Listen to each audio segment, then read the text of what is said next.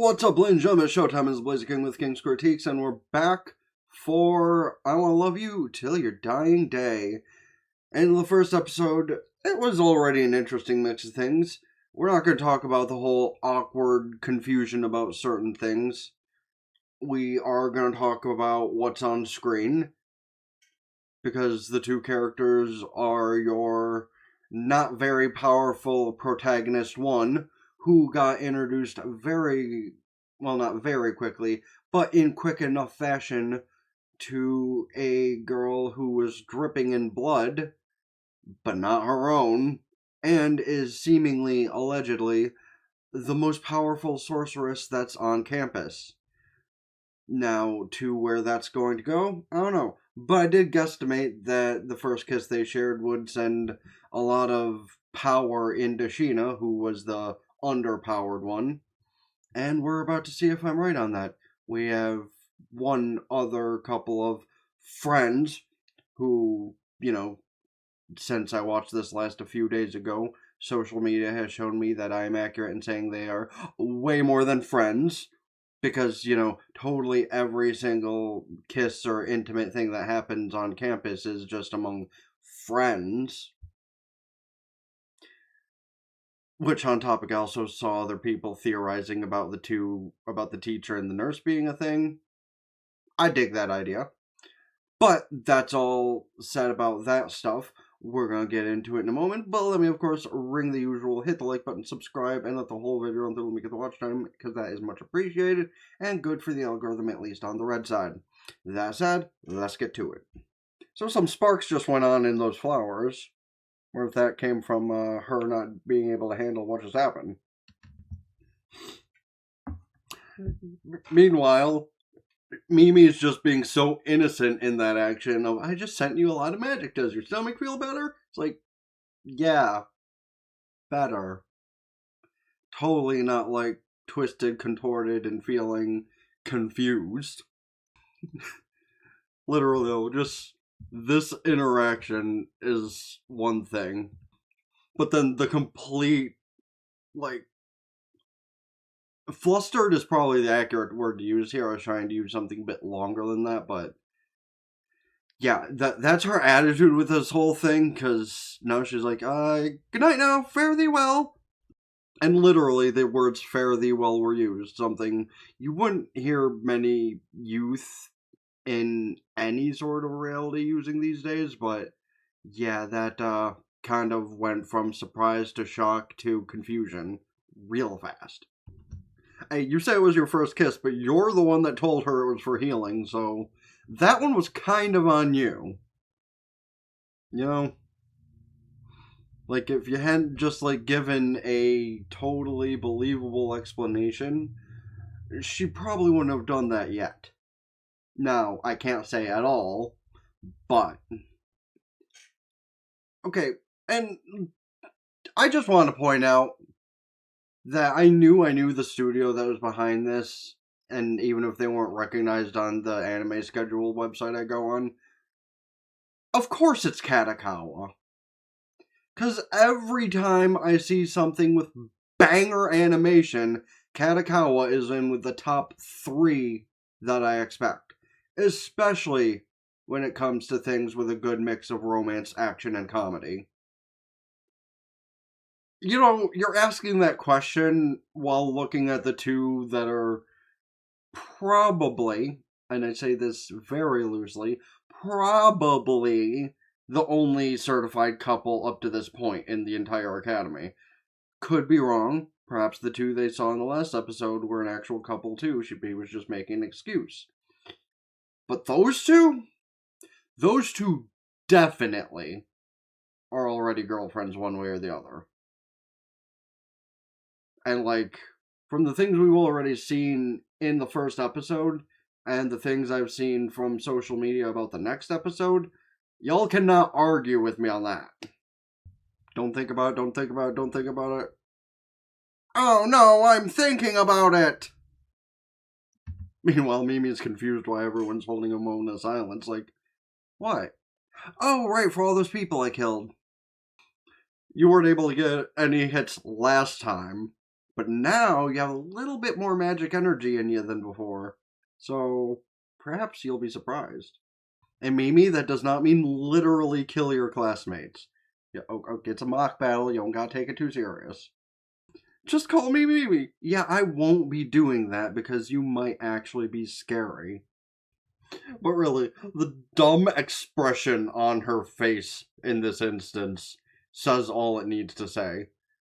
Like, she fits the trope of the pretty much airheaded and empty-headed, but super duper strong so well.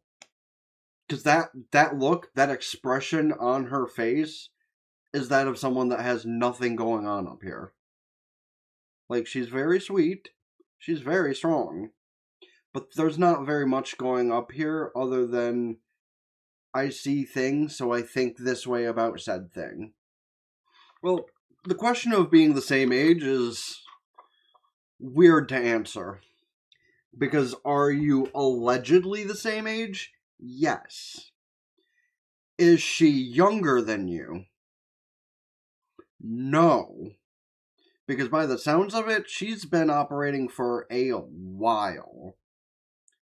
So it's one of those things of, well, take the Twilight bit. You know, how old are you? 14. How long have you been 14? A while. Okay. That's better than attacking each other, at least, is the fact they're just, like, killing fake enemies. And the fact she doesn't care about any of the details. That shows you already she's just gonna hit the battlefield and go, okay, so... And they're all dead. She's being so cutesy about it. Look, we match. It's like, well, yes. Also, it's good to know that those cloaks are, like, actually the battle garb of the school. So the fact that she arrived like that the other day was, like, not as suspicious. Like, those cloaks are worn by only the enemy.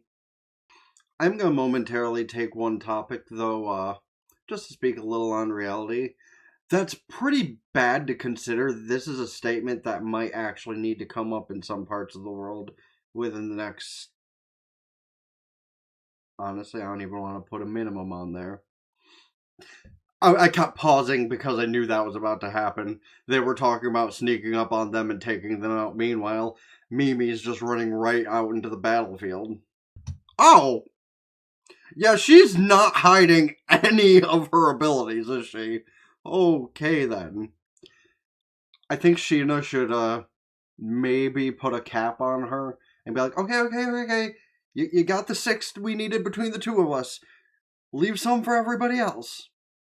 Okay, that might be a good thumbnail image for this, though. Like, unless I see a gay moment between the two of them again, this seems like a good thumbnail image because holy shit. Like, she's using the same wand as everybody else, but she's bringing it down like a fucking battle axe. Meanwhile, those two are like, oh! Okay, so that's what she can do. She's not just a rumor, she's the rumor. Ayo, but that little, the little lick lip after finishing off the enemies? Bitch be a sadist. I think I pegged that as her in the last episode, but yeah, nah, she totally is in for the kill. Why do I half see these two being interrupted by Mimi as well? Just like those other kids were. Damn, that one had some fight in it. It was being 2v1 and attack pretty strong, actually. And it just still kept going. Apparently you have to hit that cross in its face or else it won't go down. Huh. That reminds me, I do need to finish that Code Lyoko rewatch before the new series comes out, whenever that happens. Meanwhile, over there where Mimi's fighting... Yeah, she does not want to leave anything for anybody else. Wonder if she'll be reprimanded for that. Just come back and have the tallies for things taken out. Just talk to Sarah and be like, alright, how many did you take out? 1. Talk to Mimi, how many did you take out? 99. I'm sorry, what? Y'all were supposed to take out at least 3 each. What the... Okay, it's fine. It's fine. We trained you to do this. Just look at her. Yeah! Just look at her. She's blasting magic everywhere. Yeah, that sounds about right, actually. I barely managed to get one. Yeah, that bitch took out 10. At least. I don't think you need to get a score. Her roommate is going to get a majority of them. I like how she's just like, yeah, Mimi might actually clear the entire field and not leave any for anybody. Not wrong. Oh. I'm guessing that's a real enemy that will have to be taken out. So probably a good thing that Mimi's there. Oh, no, you're just crossing by your friend's path. That shouldn't be too bad, right? Oh. That was a human. Yeah, that's one of the bad guys, who, I guess I take back what I said earlier, are dressed in similar cloaks to them. Well, see, that's at least the good thing about having the most powerful sorceress around be your best friend. And then immediately Mimi chased down the person who did it and is about to make them regret it. Oh, so she was disarmed. Well, shit, that sucks. It's a good thing Mimi was around, though, because otherwise Sheena might have just been outright killed. Because, yeah, that did not seem like it would have went well otherwise. Though maybe he attacked her just to call Mimi out and found out that that was not a good choice, but hey yo, but like a kiss to get healed from her, never a bad thing, even if it has to be losing an arm in exchange. Though, well, no, it won't be that easy. Meanwhile, Mimi is just over there hearing all this, like, oh, I got it! It's not anymore. As I said, Mimi overhears all this going on, she's like, fine, I got it! And the rest of them are like, what? Okay, well, this might not be Full Metal Alchemist, but I'm pretty sure the term equivalent exchange still comes into mind. Honestly, I thought she was going to be scruffed right before she did it. I didn't teach her that. No, she just saw it and got told what it's for, logically. And, well, it's working.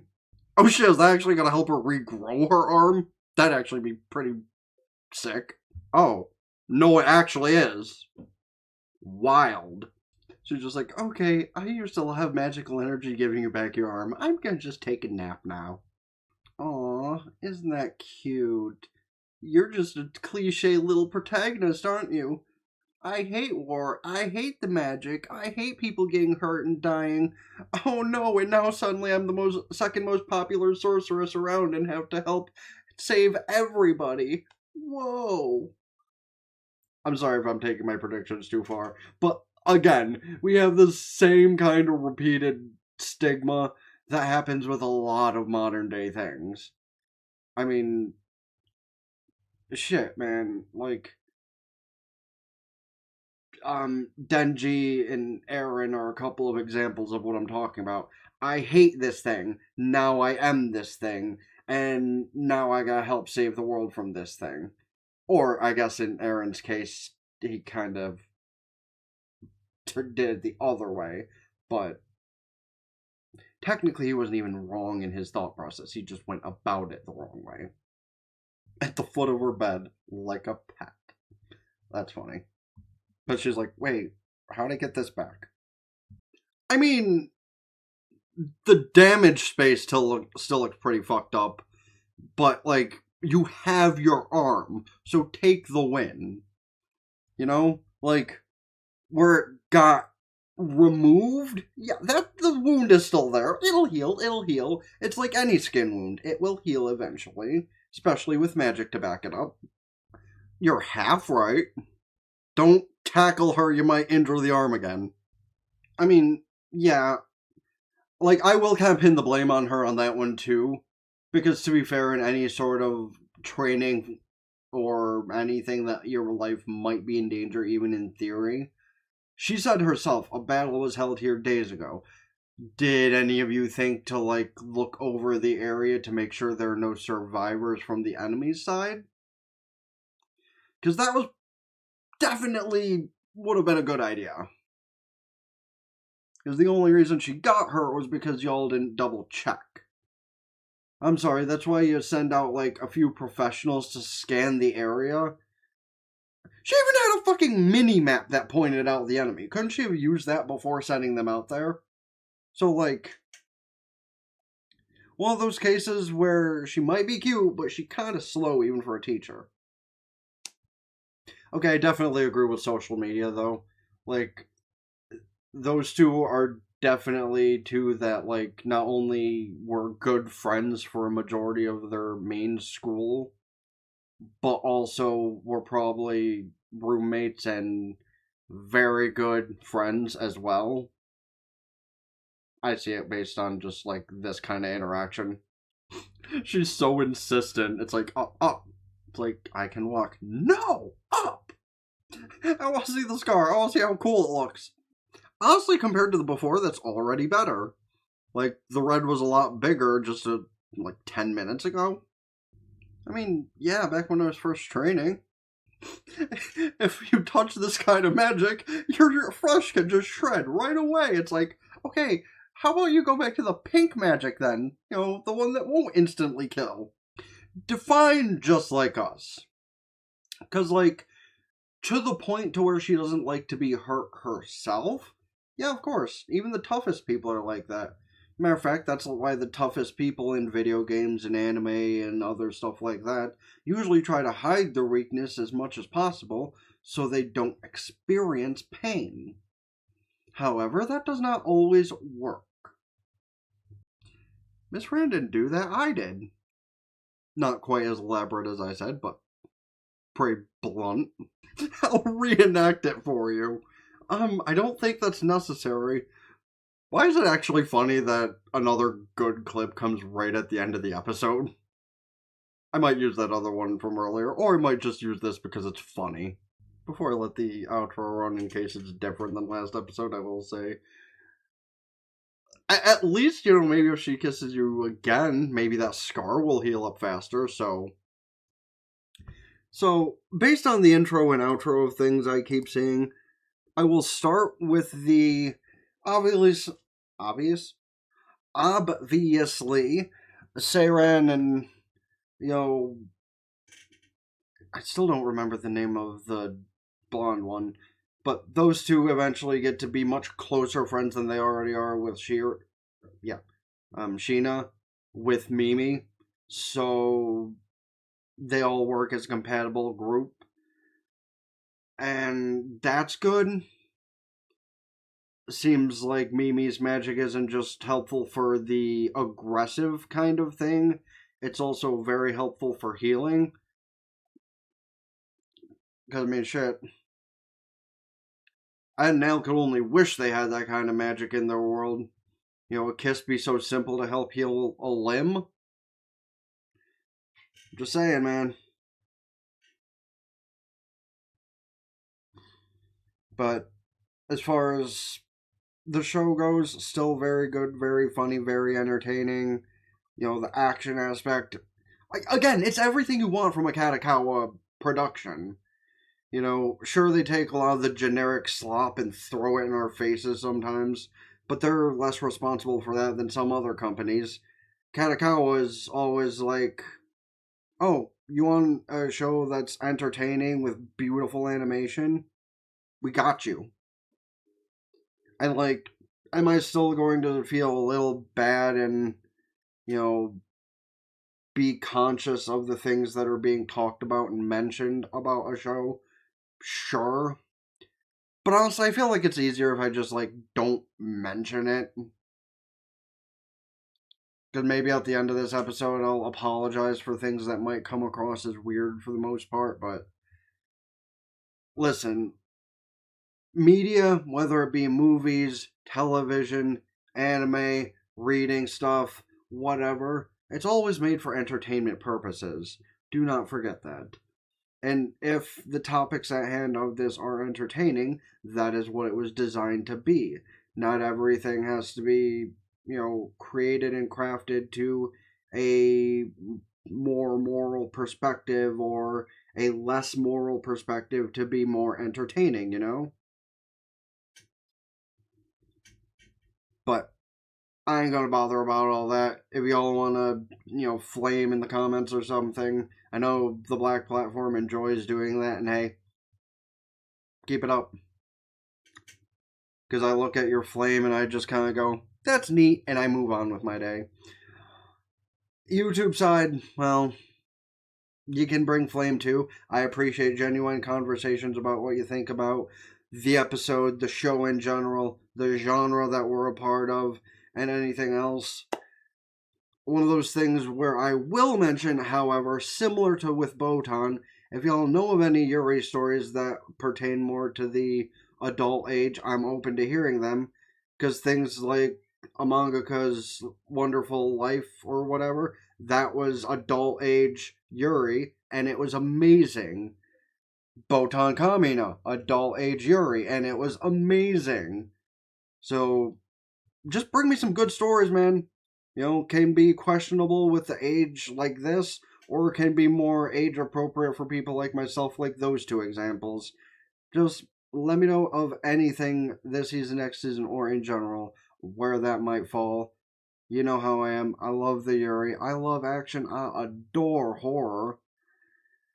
So let me know anything you might want me to check out in the comment section down below. I have only ignored one thing that has been requested recently, and that was because, high key, honestly, it just did not seem like my kind of thing. Like, it might have been a good comedy, but the other parts of it, eh. One day I might check it out because it was technically requested, but for now, I will be honest, and yeah, that one I'll probably pass on. But I always am open to suggestions, and when I have time, I will check certain things out if people want me to see them that bad. Someone mentioned Chainsmoker Cat, and y'all got the first couple episodes of that so far by the time this is uploaded. So, that said, of course, like I just mentioned, please don't forget to let me know of any of the shows, movies, etc. I should check out this season, next season, or in general, preferably falling under some of my favorite genres. Because y'all know I'm tired of, like, your recycled harem dreck, unless it has a good plot behind it, which most of them really do not. Hit the like button, subscribe, let the whole... Wait, fuck that, I already said that bit. My brain just went backwards. Subscribe to the other channels in the description. Ring bells like Facebook, follow Twitter, Blue Sky, TikTok, Patreon, and Twitch. Subscribe to Patreon and Twitch because you get benefits when you do so. Patreon is the obvious ones. Twitch, I only have subscribers over there every so often, so I won't be able to tell you, but one of these days maybe that'll change. One of these days maybe I'll go back to streaming more frequently. But all that being said, it has been the Blazer King with King's Critiques. Ta-ta for now. Peace.